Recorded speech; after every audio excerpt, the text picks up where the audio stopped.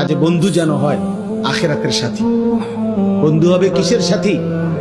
বন্ধু হবে আখিরাতের সাথী, বন্ধু হবে জান্নাতের সাথী, বন্ধু হবে নেক কাজের সাথী। ঠিক আছে ইনশাআল্লাহ? নেক কাজের। আল্লাহ কোরআনে বলছে, ওই যে আয়াত, ওই আয়াতে আল্লাহ বলছে নেক কাজের বন্ধুরা আমি আল্লাহ তাদেরকে ডাক দেব হাসরের ময়দানে, ইয়া ইবাদি, হে আমার বন্ধুগণ, বান্দাগণ, লা খাউফুন আলাইকুমুল ইয়াওমা ওয়ালা আনতুম তাহজানুন, আজকে তোমাদের কোনো ভয়ও নাই, চিন্তাও নাই। এরপরে আল্লাহ বলবে উদখুলুল জান্নাতা আনতুম ওয়া আজওয়াজুকুম তুহবারুন। বাহ!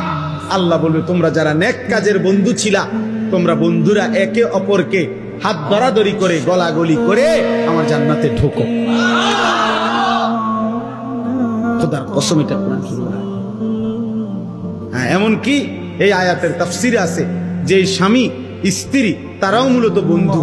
যদি তারা একজন আরেকজনকে নেক কাজের সহযোগিতা করত, স্বামী স্ত্রীকে নামাজের জন্য উঠাইছে, স্ত্রী স্বামীকে নামাজের জন্য উঠাইছে, স্বামী স্ত্রীকে নেক কাজের দিকে ডাকছে, স্ত্রী স্বামীকে নেক কাজের দিকে ডাকছে, এরাও বন্ধু। আল্লাহ তাআলা বলবেন এই স্বামী স্ত্রী তোমরাও খুশি খুশি গলাগলি করে হাত ধরাধরি করে তোমরা জান্নাতে ঢোকো।